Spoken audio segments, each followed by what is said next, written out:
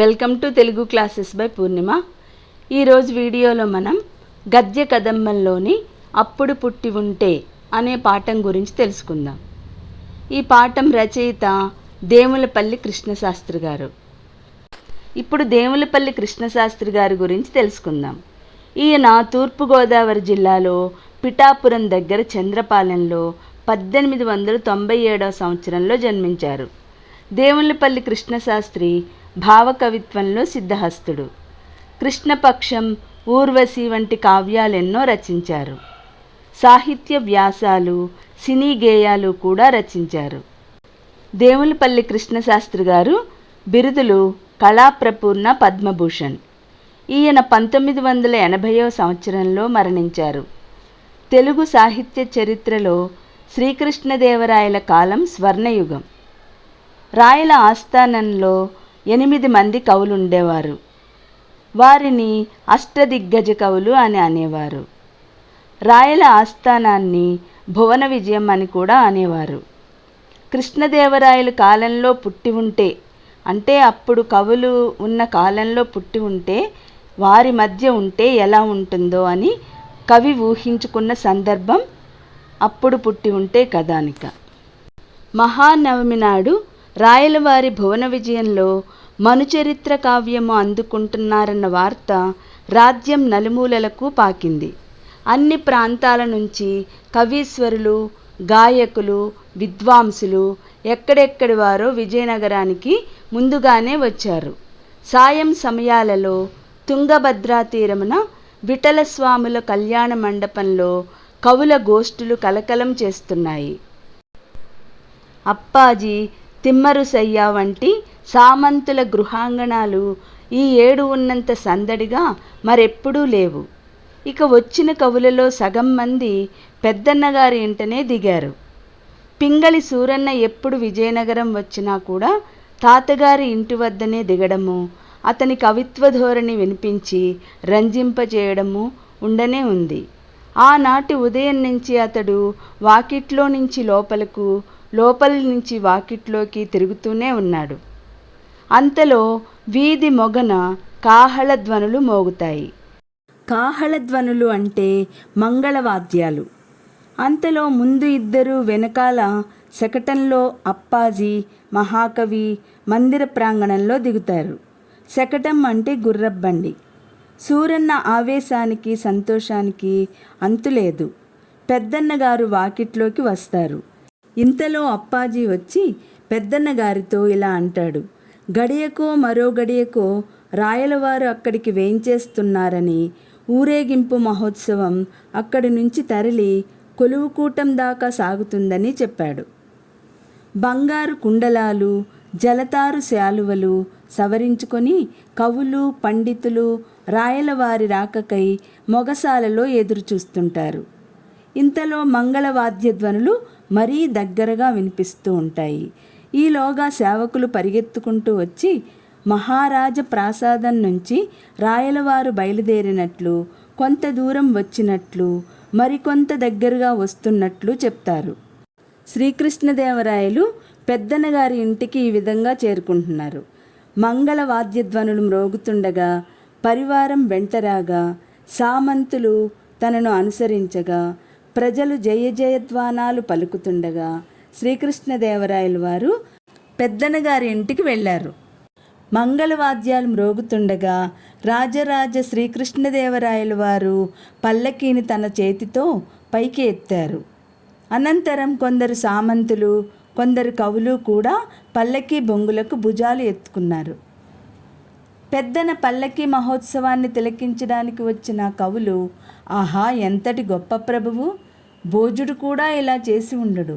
విద్వాంసుల పరిశ్రమ విద్వాంసులకే తెలుస్తుంది. అలాగే మహాకవుల గొప్పతనం మహాకవులకే తెలుస్తుందని ఈ ఉత్సవాన్ని తిలకించిన కవులు అనుకుంటున్నారు. కానీ ఇంతలో ఆ సందడిలో కొంత వెనక్కి జరిగి దిట్టలైన వారే కొందరు మహాకవులు పెదవి విరిచి దుమదుమలాడుతూ ఉన్నారు. అంటే ఈర్ష్యపడుతున్నారు. ఈర్ష్యపడిన వారిలో సంకుశాల నృసింహ కవి ఒకరు. పెద్దన ఊరేగింపు ఈ విధంగా జరిగింది. ముందు 100 కొద్దీ రౌతులు దారితీశారు. రౌతులు అంటే గుర్రం నడిపేవారు. తరువాత సన్నాయి వాయిద్యాలు, తంజావూరి సన్నాయి, భట్టుకవుల స్తుతి పాఠాలు, భట్టుకవులు అంటే పొగిడేవారు.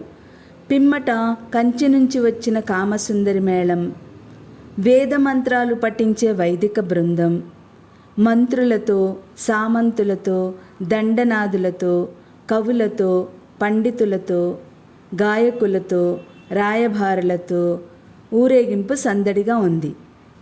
శ్రీకృష్ణదేవరాయలు కూడా పల్లకీని మోశారు.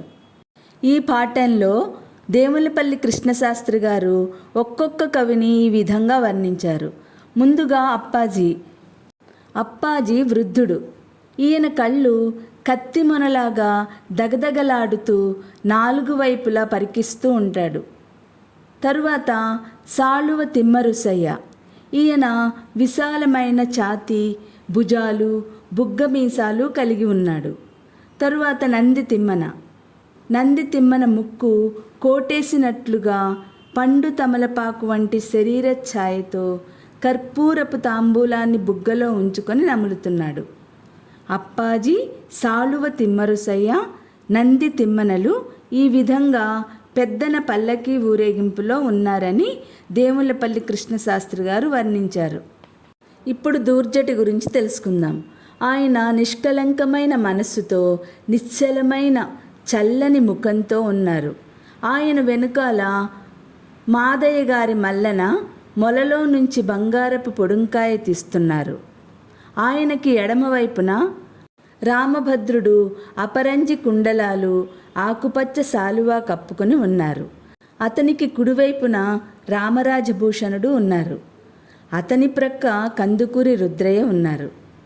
రామకృష్ణ కవి పెద్దనగారి ఊరేగింపులో ఎలా ఉన్నారో ఇప్పుడు చూద్దాం. విశాలమైన ఫాలభాగము కలిగి ఉన్నారు. ఒకసారి మేఘాల్లాగా, ఒకసారి మెరుపుల్లాగా ఆయన కళ్ళు మెరుస్తూ ఉన్నాయి. ఆయన నిర్లక్ష్యంగా నడుస్తున్నాడు. అతని వెనుక రాధామాధవ కవి ఎల్లన నడుస్తున్నారు.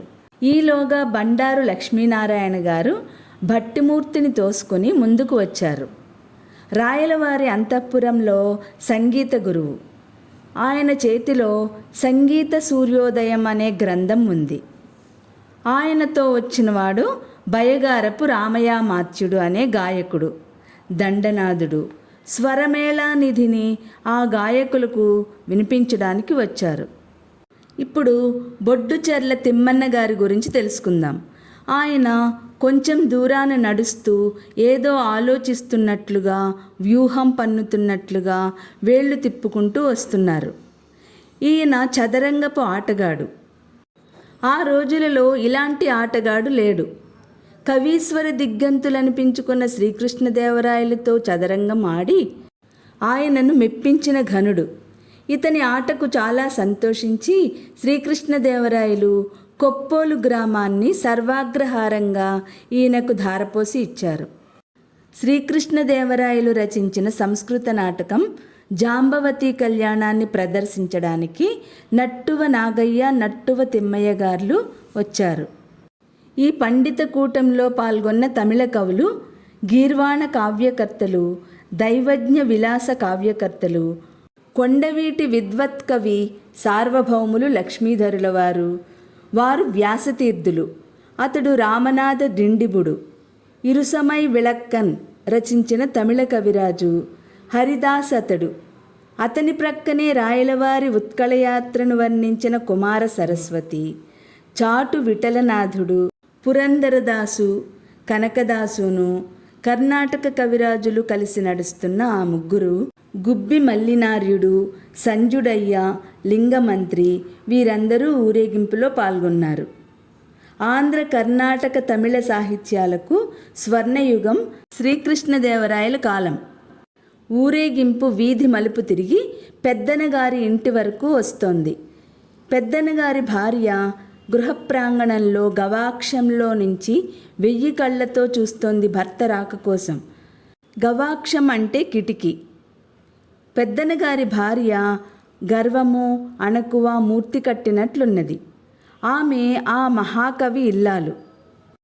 ఊరేగింపు జరిగిన సాయంత్రం సమయంలో అల్లసాని వారింట్లో కూర్చున్న వారందరికీ సూరన్న పెద్దన్నకు జరిగిన సత్కారాన్ని అందరికీ వివరంగా చెప్తున్నాడు. ఊరేగింపు విజయనగర వీధుల్లో రంగరంగ వైభవంగా జరిగిందని, రాయలవారికి పెద్దనకు అందరూ హారతులిచ్చారని, శ్రీ శతకోపయతుల మఠం వద్ద పల్లకీని దించి రాయలవారు గురుదేవ చరణాలపై శిరస్సును ఉంచారు. నిండు సభలో మనుచరిత్రను పెద్దనగారు పఠించారు. ఆ పద్యాలు చదువుతున్నప్పుడు కొన్ని పద్యాల వద్ద పెద్దనగారి గద్గద ఖిన్న కంఠులైరి. పఠనానంతరము కవి పండితులందరూ ఆంధ్ర కవిత్వ చరిత్రలో నవయుగం మనుచరిత్రతో ప్రారంభమైనదని అన్నారు. ఎప్పుడూ ఎవరినీ కీర్తించని తెనాలి రామలింగ కవి కూడా పెద్దనామాత్యులను కీర్తించి పాదాభివందనం చేశారని ఆ గాథలను సూరన్న గారు చక్కగా వివరించారు. ఇవన్నీ సూరన్న గారు వివరిస్తున్నప్పుడు పెద్దనగారి భార్య ఇల్లంతా తిరుగుతూ ఆగుతూ విన్నది. ఊరేగింపు జరిగిన రోజు రాత్రి భార్య, సూరన్న, తను ముగ్గురే కూర్చున్నప్పుడు పెద్దన్నగారు ఒక విశేషం చెప్పారు. ఆ విశేషం ఏమిటో తరువాతి వీడియోలో తెలుసుకుందాం.